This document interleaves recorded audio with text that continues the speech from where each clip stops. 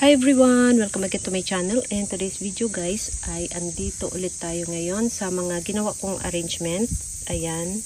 So, i-ano ko kayo kung ano yung latest nila ngayon na hitsura kasi painit na ng painit yung panahon namin. So, gusto ko makita ninyo kung ano yung naiba sa kanila. Lalo na yung mga kulay nila.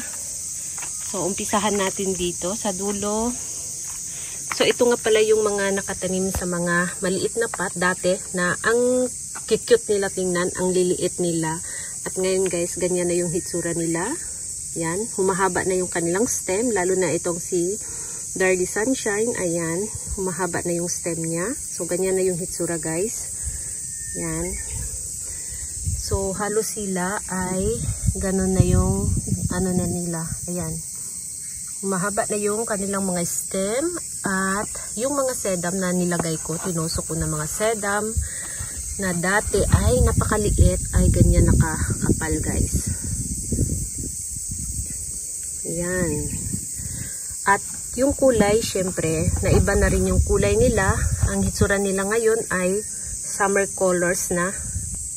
So, ganyan yung hitsura nila kapag mainit na yung panahon namin dito. At ito naman yung ginawa nating nakalagay sa ganitong pot. Medyo malaking pot. Ayan. Ito yung meron akong ginawa nito na video dati nung medyo malamig pa. So hindi talaga sila ganito kasikip dati. So sinadya ko talaga silang itanim dati na hindi masyadong masikip kasi nga kapag ganito na yung panahon namin, painit na ng painit, mas lalo silang magdikitan. Lalo na yung mga sedam na nilagay ko sa gilid. Ayan, kumakapal na oh. Ito banda dito, ayan oh. Makapal na. So, ganyan yung hitsura guys. Yan. So, itong medyo mapula yung dahon, siniksa na yan. Tapos yung iba na napakaliit dati, ayan, medyo malaki na sila.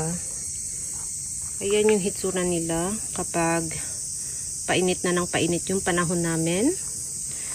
Tapos yung nilagay ko dito sa welcome na, ayan, yung ano ko dito sa gitna, apos ko hindi na nakita.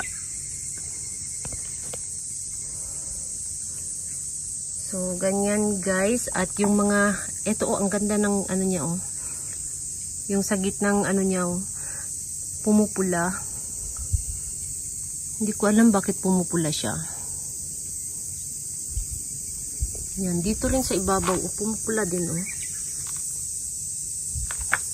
Hindi naman siya hindi naman siya na sunburn. Talagang pumupula siya. Hindi ko alam bakit.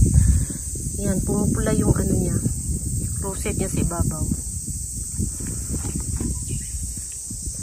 So, ayan guys, nagkapala na yung mga sedam. Tapos yung tinanim ko sa ganito, maliit na bowl. Ayan. At mayroon nga pala ditong nagkaroon ng stem rot. Ang nagkaroon dito ng stem rot ay ganito. Ano to siya guys? Si Dendrobium. Ayan. Nagkaroon ng stem rot yung nandito. Ayan. So, ito siya si Marcos. Diba maganda pa rin yung kulay niya sa gilid ng dahon.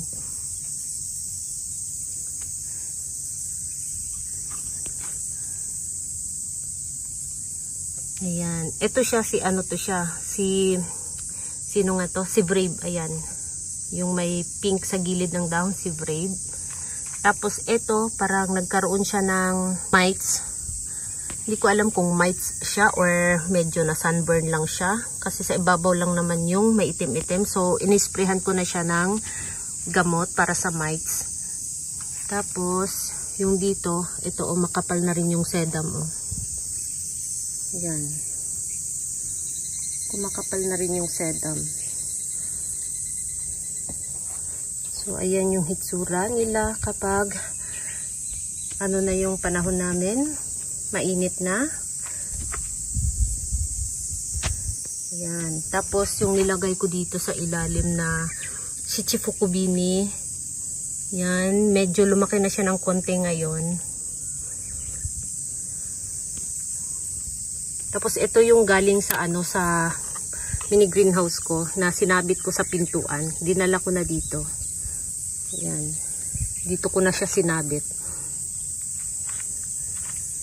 And then, yung ibang ano ko, ayan. Nakatanim din siya sa pot na bowl. Tapos ito mapula. Ayan, maganda yung kulay niya. Tapos ito si Peach Boy. Medyo maganda pa rin yung kulay niya. Ito si Marcos. Ayan. Yung mga tinanim ko sa ginawa kong ito. DIY pot. Ayan. Ganyan na sila guys. Itong tatlo. Ayan. Ito. Tsaka ito. Si Marcos. Ganyan na yung hitsura nila ngayon. Tapos parang nag-ano to. Ayan. Parang may ano dito. Tapos ito nga pala kinatings ko kasi ano na, humahaba na si blue jelly beans. Kinatings ko nga pala. Tapos ito mga bagong baby yan. Yan.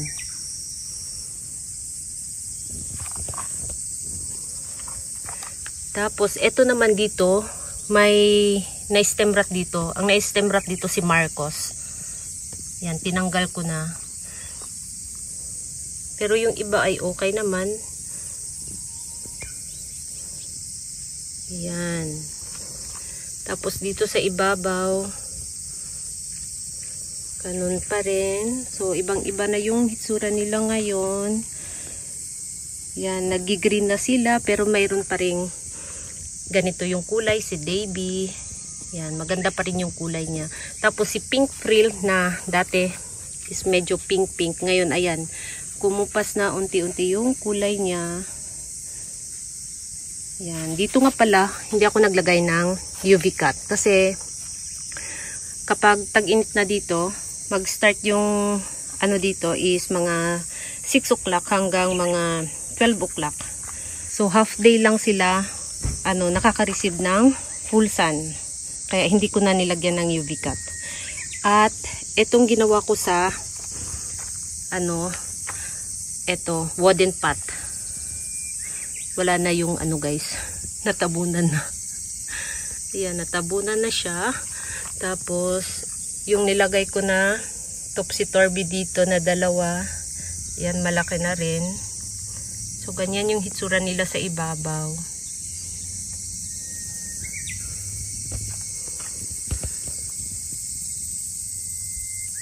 So, ganyan ang hitsura nila ngayon. Tapos, eto naman siya. Yung mga si Peach Boy, tsaka naglagay ako ng Crazy and Ryan. Ito mga Crazy and Ryan yan. Ito na dati walang baby, ngayon may mga babies na. Ito baby ni Crazy and Ryan. Ito rin mga babies yan. So nagkaroon na siya ng mga baby, kaya masikip na ulit sila tingnan. Yan. Tapos yung sedum na nilagay ko sa gitna, unti-unti na rin siyang dumadami. Yan. At ito namang sedum dito sa gilid is si Remota. Mga Remota yan. Kumapal na rin siya. Yan. Tapos lagi ko nga pala to siyang binababad sa tubig. Kasi ang bilis niyang matuyo. Dahil nga itong ayan Ayan. Mabilis siyang matuyo. Kaya binababad ko siya sa tubig kapag na yung dahon ni Peach Boy. Kapag ba yun? Yung soft na, yan, binababad ko ng buo sa tubig. Tapos pinapatayo ko ganito ulit. Ayan, para mas mabilis siyang matuyo. And then, ito naman si Red Velvet. Ayan guys. Ganyan na yung hitsura niya. Hindi na siya mapula. Nag-green na siya. At unti-unti na rin lumalaki ulit yung bago niyang dahon. Ayan. So, ito yung lumang dahon niya. Yung lumang dahon niya, hindi na lumalaki guys. Ayan yung sa baba. Hindi na lumalaki. Yung bagong rosette niya, yan na naman yung lumalaki. So, pagdating ng taglamig, para na naman siyang nagko-compact yung dahon niya sa gitna. Parang bumibilog. And then, kapag na naman siya, next year na naman, ganyan na naman yung dahon niya. Ayan. So, nag-iiba yung form ng dahon niya. Tapos mayroon tayo ditong Cupid. Yan. Si Ito parang maputi si ano yan, si tipi. Ayan. So ayan yung hitsura niya.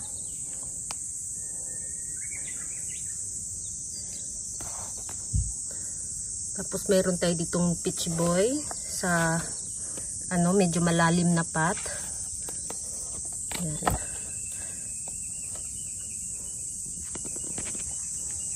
So lahat ito ay peach boy. And then ito yung ibang ginawa ko na pinakita ko na rin to sa inyo dati sa video. Ayan, ganyan na siya ngayon kakapal guys. Ayan, yung mga sedam na nilagay ko nagtalunan na. So ayan. So ganyan yung hitsura kapag sa malayuan. Ayan. Sa ano na, ayan oh.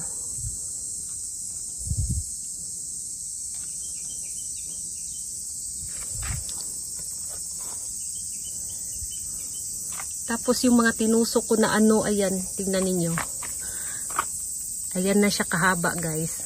Yung mga burros tail. Dati, nandito lang siya, ganito lang siya ka, ano, dati. Nung bago siyang tanim dito, ganyan lang siya kalaki. Ngayon, ganyan na guys, oh. Naghahang na siya. Yung pot niya is malapit na niyang tabunan. Yan. Tapos mga niksana.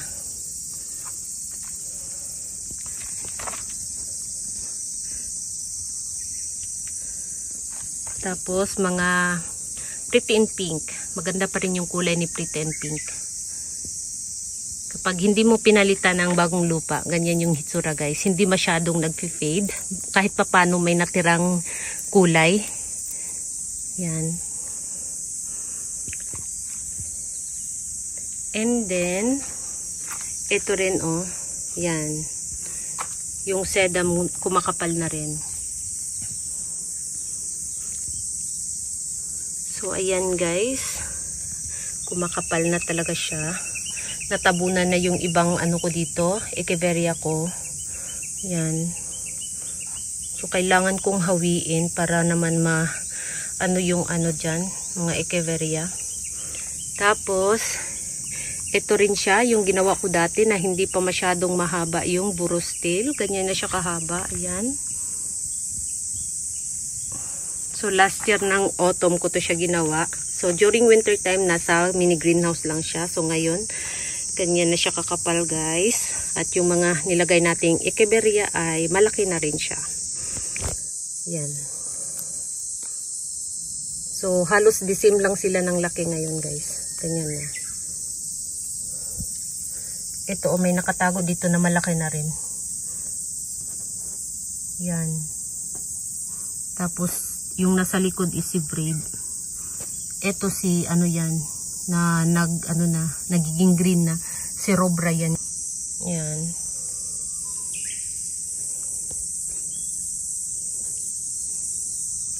Ito rin siya oh. Dumadami na yung dahon niya. Tapos ito nga pala siya dati ay ano nga pala to siya si variegated minibel.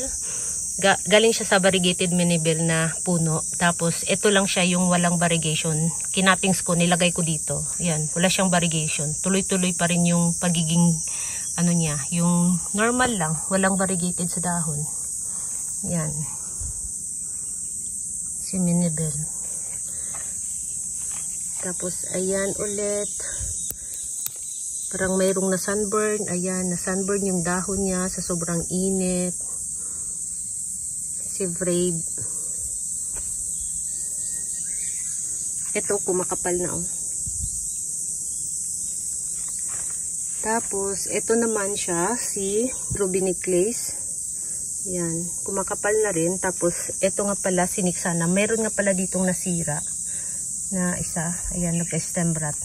So ayan na lang yung natira na Niksana.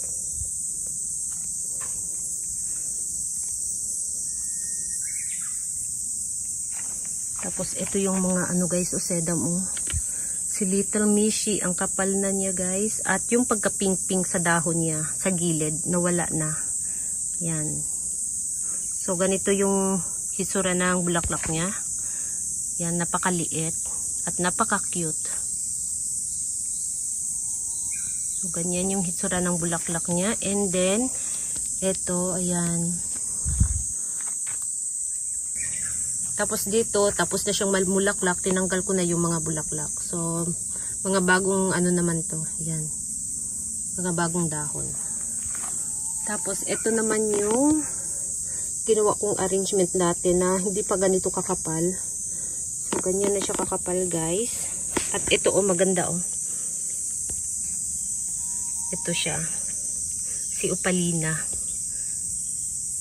Nagpipink-pink pa rin yung gilid ng dahon niya, guys. Kahit mainit na, si Opalina. So, ayan. At tamang-tama naglagay ako nito. Itong si Bloody Dragon na sedum. Pang accent. May pula-pula. Ayan. Tapos ito, oh, malaki na, oh. Ang kinis ng dahon, oh. Itong nakatagong sedum na to. Ang kinis ng dahon.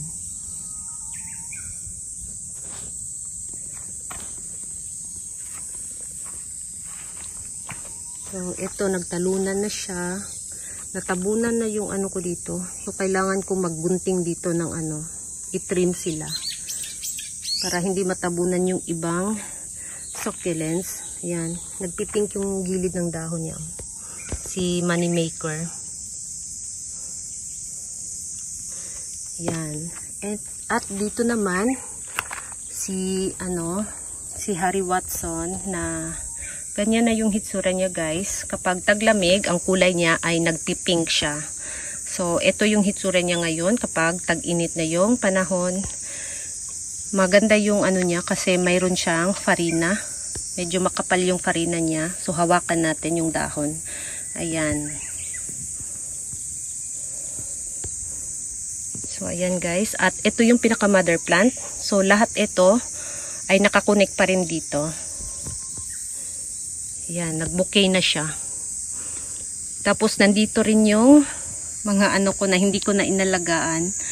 Ito, mga, sino nga to? Cactus, ayan. Namulaklak to. Ang ganda ng bulaklak na ito. So, nagbo-bloom siya kapag maaga. Kapag hapon na, ganyan na yung hitsura.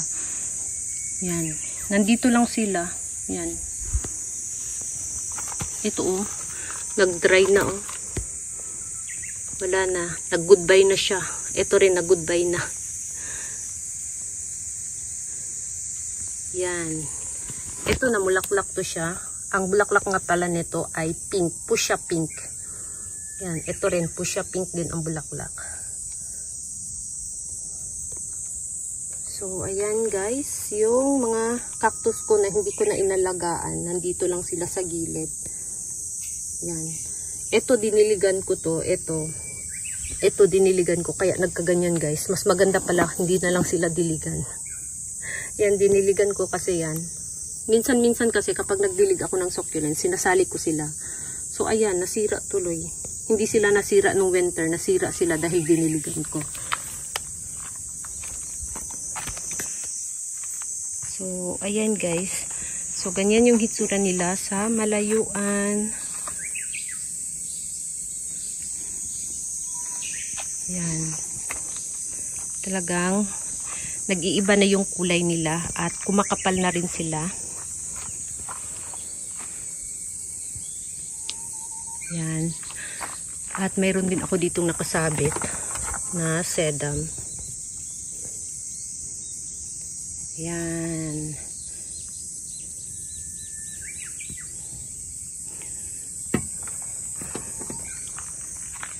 So, yun lang, guys, yung hitsura nila ngayon.